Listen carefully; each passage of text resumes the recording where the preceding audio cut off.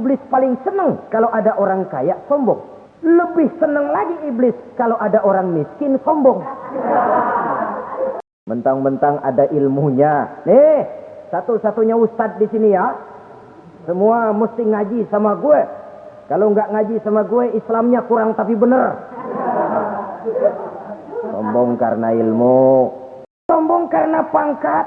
Mentang-mentang pakai bintang di pundak, jalan pundak duluan.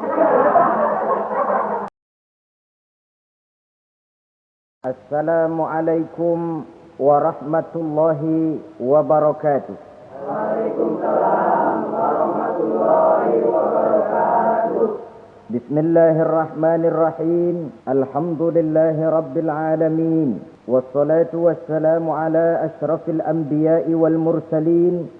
Sayyidina wa maulana Muhammadin wa ala alihi wa ashabihil mujahidin at-tahirin, amma ba'du. Saudara-saudara kaum muslimin rahimakumullah. Pada pertemuan terdahulu kita sudah membicarakan orang-orang yang menjadi teman-teman setan dalam kehidupan di dunia ini.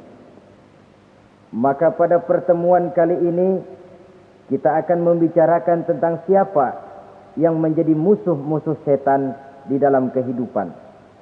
Dengan satu catatan, berbahagialah mereka yang menjadi musuh-musuh setan, tetapi celakalah mereka yang menjadi teman-teman setan. Bagaimanapun juga di dalam kehidupan ini, apabila orang telah memproklamirkan bendera permusuhan kepada kita, maka kita tentu seharusnya bersikap waspada dan mawas diri. Demikian juga iblis dan seluruh bala tentaranya yang terdiri daripada setan-setan. Mereka telah mengibarkan bendera permusuhan kepada Nabi Adam dan anak cucunya, kepada kita umat Rasulullah sallallahu alaihi wasallam. Akan sengsara dan celaka jika kepada iblis dan setan yang telah nyata-nyata mengibarkan bendera permusuhan itu kita mengadakan toleransi, mengadakan kerjasama, dan menjadi budak yang memperturutkan kemauan daripada iblis dan setan. Siapa yang menjadi musuh-musuh setan dalam kehidupan ini? Inilah pertanyaan berikutnya yang diajukan oleh baginda Rasul kepada iblis. Hai iblis, kalau teman-temanmu adalah seperti yang telah engkau jelaskan tadi, sekarang cobalah beritahu saya, siapa di antara umatku yang menjadi musuhmu dalam kehidupan ini? Atas pertanyaan ini iblis laknatullah menjawab, ya Rasul, musuh-musuhku di antara umatmu, pertama anta ya Muhammad. Musuhku yang pertama adalah engkau, wahai Muhammad. Kenapa iblis mencatat Nabi Muhammad sebagai tokoh nomor satu dalam deretan musuh-musuhnya? Mudah dipahami. Pertama, keberadaan Rasul merupakan rahmah lil alamin, rahmah bagi lingkungan. Yang kedua, beliau berfungsi menyelamatkan manusia dari tempat yang gelap gulita, dari tempat kesesatan menuju tempat yang terang benderang, penuh berisi petunjuk dan hidayah dari Allah Subhanahu wa taala. Maka menurut iblis, inilah manusia perintang pertama atas segala daya dan usahanya menggelincirkan manusia ke jalan yang dimurkai oleh Allah Subhanahu wa taala. Kalau kita baca sejarah, risalah yang dibawa oleh Nabi Muhammad ini memang merupakan risalah yang membawa rahmah bagi alam sekitarnya. Ada sedikit perbedaan dengan risalah-risalah sebelum beliau. Sepertinya risalah yang dibawa oleh para rasul terdahulu itu mempunyai efek yang langsung pada kehidupan di dunia ini. Nabi Nuh misalnya menyampaikan agama. Hai umatku, ini agama. Umat menentang, turun banjir yang menenggelamkan orang-orang kafir. Azab diturunkan pada waktu itu juga, pada saat nabinya masih hidup. Jadi azabnya itu jenis cash, kontan. Nabi Soleh, hai umatku, ini agama. Mereka menolak, turun gempa bumi yang amat hebat menggulung orang-orang kufur. Nabi Musa, hai umatku, ini agama. Mereka menolak, sebagian ditenggelamkan di Lautan Merah, sementara sebagian lain dikutuk menjadi monyet-monyet yang hina, seperti diceritakan dalam Al-Quranul Karim. lain dengan Rasulullah sallallahu alaihi wasallam. Bagaimanapun kurang ajarnya umat yang dihadapi oleh beliau, bagaimanapun menentangnya jamaah yang dihadapi oleh beliau, azab tidak turun sepanjang beliau masih hidup. Ini merupakan jaminan dari Allah, wa ma kana Allahu liyu'azzibahum wa anta fihim. Allah sama sekali tidak akan menurunkan azab selama engkau wahai Muhammad masih hidup di tengah-tengah umatmu. Jadi keberadaan Nabi Muhammad merupakan jaminan keselamatan bagi umatnya. Selama beliau masih hidup, azab tidak turun bagaimanapun kurang ajarnya umat. Di sini sedikit bedanya dengan nabi-nabi terdahulu. Juga perbedaan dalam pola dakwah. Nabi Nuh ketika dakwahnya ditolak oleh umat, keluar doanya meminta umatnya ditenggelamkan. Tetapi Nabi kita ketika dilontari batu oleh umat, malah beliau mendoakan umatnya agar memperoleh hidayah. Oleh sikap yang semacam ini, wajar lalu iblis menganggap Nabi Muhammad sebagai musuh ranking pertama.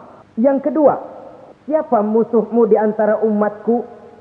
Yang kedua kata iblis, musuhku Muhammad imamun adil, pemimpin yang adil. Itu yang akan menjadi musuhku di dunia ini. Putus asa iblis menghadapi pemimpin yang adil. Tipu dayanya tidak terkena. Segala tingkah polanya tidak diperturutkan. Imam yang adil, pemimpin yang adil merupakan musuh daripada iblis laknatullah alaih. Apa sebabnya? Karena pemimpin yang adil mempunyai dampak dalam kehidupan di dunia ini. Melindungi orang banyak, menenteramkan orang banyak. Makin aman, tentram, tenang situasi dan kondisi, makin mudah orang melaksanakan ibadah. Makin tekun orang melaksanakan ibadah, makin dekat dia dengan Allah. Makin dekat manusia dengan Allah, makin jauh dia dari iblis. Sebab dua hal ini selalu kontradiktif. Jika kita jauh dari Allah, tentu dekat dengan iblis. Jika kita jauh dari iblis, harus dekat tentu dengan Allah. Dan begitu selanjutnya. Dalam kaitannya dengan kehidupan kita sekarang, saudara-saudara, disinilah perlunya mempersiapkan manusia. Membangun manusia itu jauh lebih sulit daripada membangun jembatan. Membangun manusia itu lebih sulit daripada membangun gedung-gedung bertingkat. Termasuk membangun dan mempersiapkan calon-calon pemimpin yang adil di masa yang akan datang. Membangun jembatan penting. Tapi lebih penting daripada membangun jembatan adalah membangun manusia yang bikin jembatan. Sebab kalau manusia yang bikin jembatan tidak dibangun lebih dahulu, saya khawatir jembatannya nanti habis dimakan oleh yang bangun jembatan. Mengaspal jalan raya penting. Lebih penting dari mengaspal jalan raya, membangun manusia yang mengaspal jalan itu. Sebab kalau manusia yang mengaspal jalan bermental rusak dan bejat, saya khawatir jalan belum selesai, aspalnya habis dimakan oleh yang ngaspal. Inilah pentingnya membangun manusia pembangunan. Semua tugas-tugas besar, semua pekerjaan-pekerjaan yang baik harus berangkat dari niat yang baik, berangkat dari hati yang bersih. Siapapun adanya kita, apapun profesi kita. Yang jadi kiai, marilah berangkat dari niat yang bersih. Yang jadi mubalik, marilah berangkat dari niat yang bersih. Niatnya itu mau menghidupkan Islam atau mau cari hidup jual Islam. Kalau mau menghidupkan Islam, mari sama-sama kita berjuang. Tapi kalau mau cari hidup untuk dengan menjual Islam, minggir saja daripada nanti bikin malu. Yang mengurus masjid, mari berangkat dari niat yang bersih. Ngurus masjid itu niatnya mau menghidupkan masjid atau mau cari hidup di dalam masjid. Kalau mau menghidupkan masjid, mari. Tapi kalau mau mencari hidup di dalam masjid, tolong minggir saja daripada nanti bikin aib. Yang jadi orang alim, mari berangkat dari niat yang bersih. Jangan memperjualbelikan fatwa, yang halal dikatakan haram, yang haram jadi samar-samar. Nanti membingungkan umat. Berangkat dari niat yang bersih, membangun manusia pembangunan. Ini barangkali istilah yang lebih kena. Saudara-saudara kaum muslimin rahimakumullah. Setiap kita pada hakikatnya punya bakat. Secara fitrah yang kita bawa. Bakat apapun kita ini punya.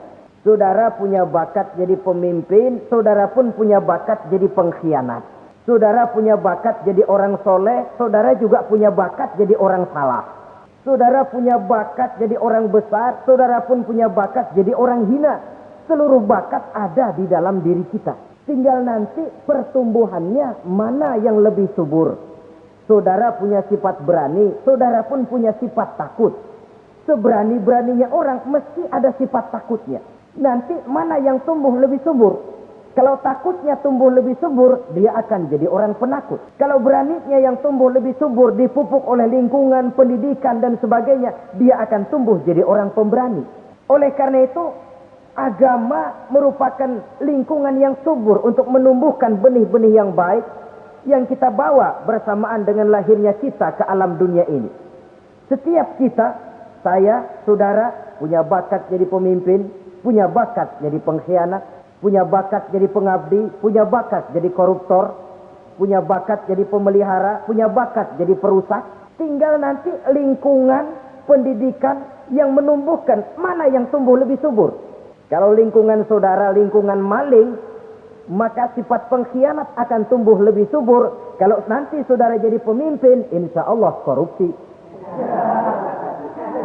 Lingkungan yang menumbuhkan sifat mengabdi, sifat berbuat tanpa pamrih, dikalahkan oleh sifat pengkhianat dan korupsi itu yang dibentuk oleh lingkungan, pendidikan, pengalaman dan sebagainya.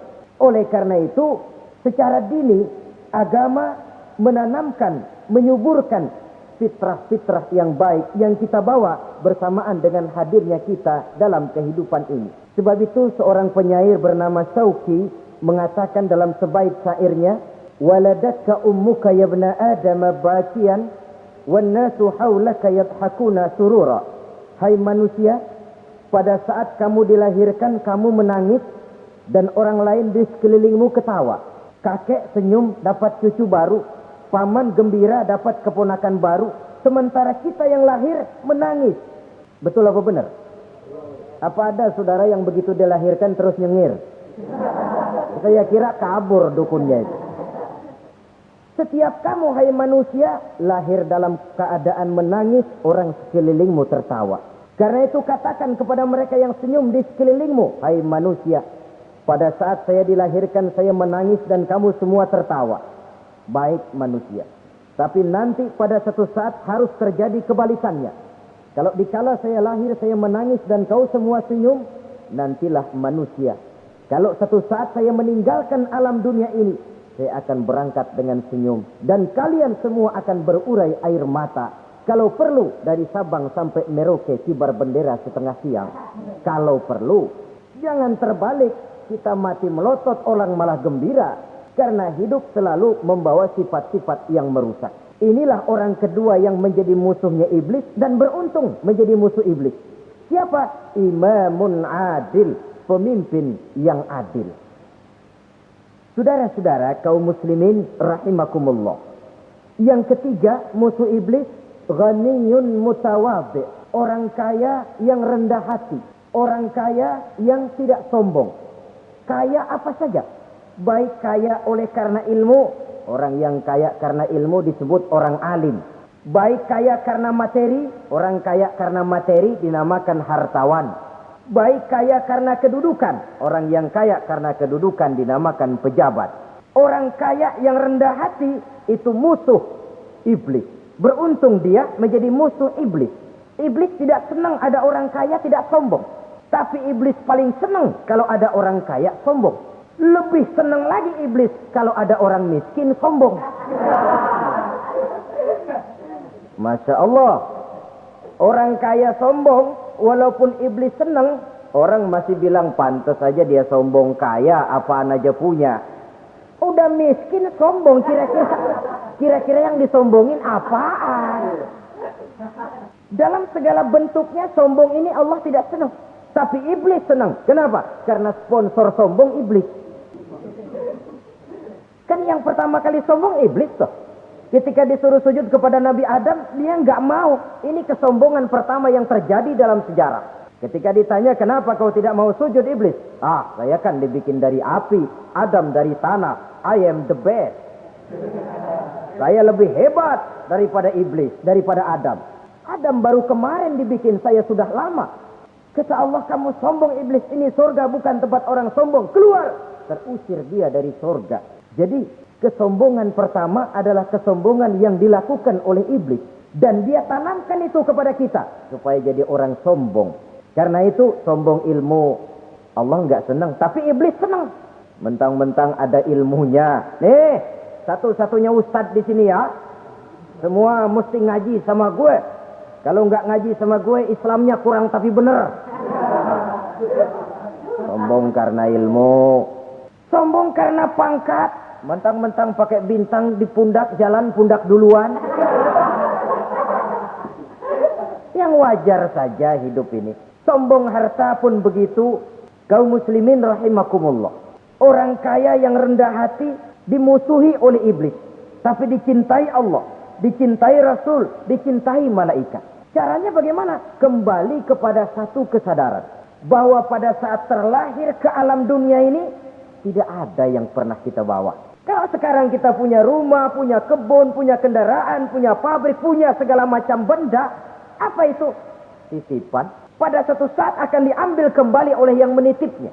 Kalau titipan itu pandai kita jaga, pandai kita syukuri, titipan akan makin banyak. Sama juga kita dalam kehidupan.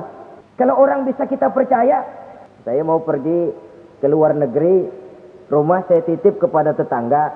Saya pulang dari luar negeri, isi rumah tetap, tidak berkurang, malah dibersihi, malah disapu, dihilangkan kotorannya. Tentu bukan main syukur saya, girang saya. Akan bertambah kepercayaan saya untuk menitipkan apa saja. Ini makna la in syakartum la azidannakum wa la in kafartum inna azabi lasyadid. Kalau kamu pandai bersyukur, aku tambah nikmat. Tapi kalau kamu ingkar, azabku teramat pedih. Artinya apa? Nikmat bisa berubah menjadi azab kalau kita tidak pandai mensyukurinya. Ma'asyiral muslimin rahimakumullah. Orang yang kaya ilmu lalu rendah hati, tidak selalu ingin menonjolkan diri. Kadang-kadang yang tanggung ini yang bikin berabe. Alim bener enggak, geblek bener juga enggak. Yang sedikit-sedikit mau nonjolin diri. Kalau enggak jadi imam enggak mau ke masjid. Enggak jadi imam enggak mau ke musola. Pokoknya kalau enggak jadi imam marahan sama musola. Macam mana? Saudara-saudara kaum muslimin rendah hati.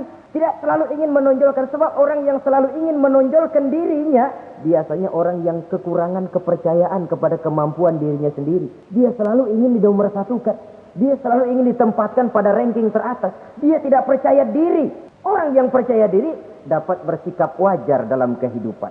Begitu juga kaya karena harta, dengan menyadari bahwa harta bagaimanapun banyaknya titipan dari Allah.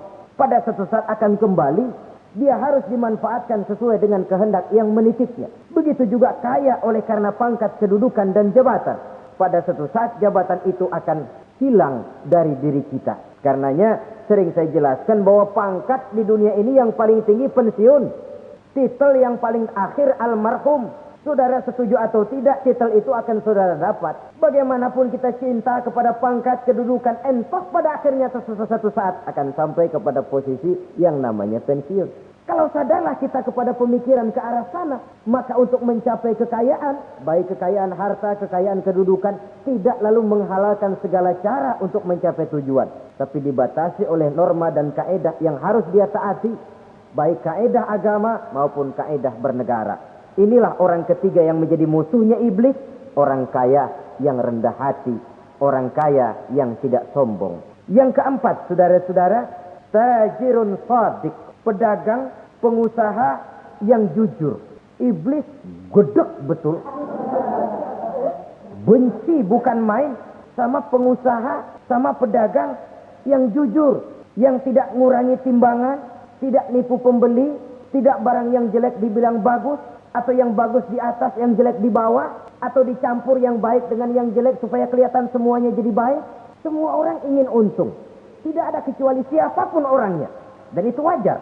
Setiap manusia ingin mendapat keuntungan. Kalau perlu dengan modal minimal mencapai keuntungan maksimal. Seperti yang diajarkan oleh teori ekonomi. Itu kan yang namanya produktif kan. Satu usaha dinamakan produktif. Bagaimana kita mengeluarkan modal minimal bisa mencapai keuntungan maksimal. Silakan. Bahwa manusia ingin untung, itu insting, naluri, fitrah. Tidak ada orang yang mau rugi. Tapi cara mencapai keuntungan itu yang membedakan antara seorang muslim dengan yang bukan muslim. Sudah pernah saya sampaikan, apabila kaum pengusaha, para pedagang sudah dijangkiti penyakit yang tidak jujur, yang akan timbul adalah kekacauan ekonomi. Kekacauan ekonomi bisa menimbulkan revolusi sosial.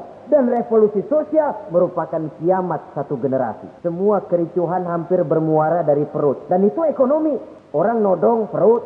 Orang korupsi perut. Ya walaupun korupsi kalau sudah kelas kakap tidak lagi sekedar urusan perut. Ya perut apa yang diurusin kalau korupsinya miliaran itu. Perut jin barangkali.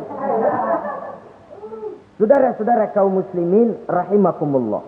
Oleh karena itu pedagang yang jujur, pengusaha yang jujur, ini merupakan musuh iblis. Iblis tidak senang kalau ada pengusaha yang jujur.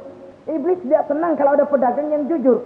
Tapi iblis akan tepuk tangan kalau pedagang sudah selingkuh, kalau pengusaha sudah nipu. Ada orang bilang, sekarang mah kalau jujur-jujur benar nggak makan apa-apa dong kita. Sebab katanya jangan lagi nyari yang halal, sekarang ini yang haram aja seret. Rupanya sering masang undian nggak pernah kena. Lalu bilang jangan yang halal, yang haram aja nggak kena-kena katanya. Sebenarnya bukan itu masalahnya, saudara-saudara. Bukan itu masalahnya. Masalahnya ialah bahwa kejujuran membawa keberkahan. Ini kalau kita berpikir dengan kacamata agama. Keberkahan merupakan sumber ketenangan. Dan ketenangan ini tidak bisa dibeli dengan materi yang bagaimanapun banyaknya.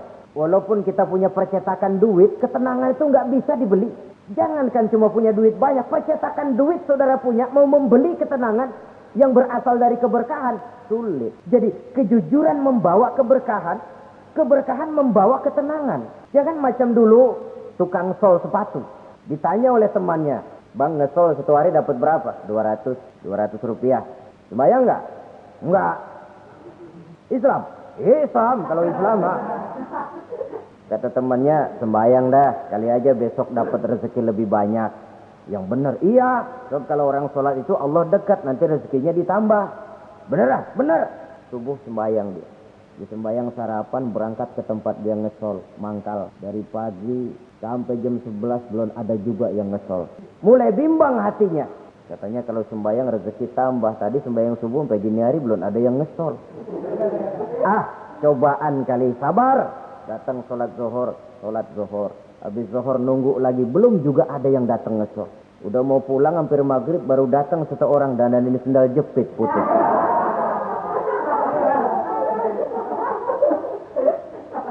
Sudah bayar 25 rupiah, pulang dia si tukang sol ini, ketemu sama temennya yang nyuruh sholat tadi. Ditanya, bagaimana penghasilan ini hari? Apa dijawab? Gua kapok deh sembahyang.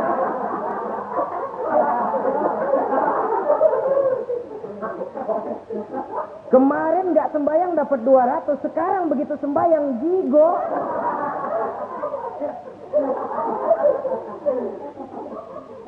Dia tidak sadar bahwa dengan dari kacamata agama, 25 rupiah yang membawa berkah jauh lebih baik ketimbang 200 uang panas. Dari kacamata agama, 25 rupiah yang membawa berkah lebih baik daripada 200 rupiah tapi panas. Sebab panas menjauhkan kita dari ketenangan. Itulah sebabnya maka pedagang yang jujur, pengusaha yang jujur menjadi musuh setan dan beruntung. Sekarang jadi pengusaha jujur-jujur nggak dapat proyek, Pak. Kalau nggak bisa semur. Padahal agama sudah menjelaskan ar-rasi wal murtasi finnar. Orang yang nyogok dan orang yang disogok dua-duanya neraka. Kenapa? Join termasuk ta'awanu 'alal ismi wal 'udwan. Bertolong-tolongan dalam berbuat dosa dan kesalahan. Kalau hadiah, lain hadiah. Kalau sedekah, lain sedekah. Tapi yang namanya semir, suap, ar-rasi wal murtasi finnar. Saudara-saudara kaum muslimin rahimakumullah. Jadi pedagang yang jujur, pengusaha yang jujur merupakan salah satu roda perekonomian. Kegoncangan ekonomi akan menimbulkan dampak sosial yang sangat luas dan kompleks. Yang pada giliran puncaknya, dampak paling negatifnya, dia sanggup menggerakkan terjadinya revolusi sosial. Bukankah sebagian besar gerak hidup manusia dimotivasi oleh keinginan untuk mempertahankan kelangsungan hidup. Dan kelangsungan hidup artinya mulut. Mulut itu artinya perut dan itu artinya makan. Setelah itu mungkin baru pangan, baru sandang. Baru dia berpikir pakaian dan sebagainya. Jadi karena dia merupakan penggerak roda ekonomi, pedagang yang jujur, pengusaha yang jujur, mutlak diperlukan dalam kehidupan ini. Sebab sekali lagi, kejujuran akan membawa keberkahan, keberkahan memberikan ketenangan dalam kehidupan. Oleh karenanya kita umat Islam, biarin duit kita banyak, asal berkah.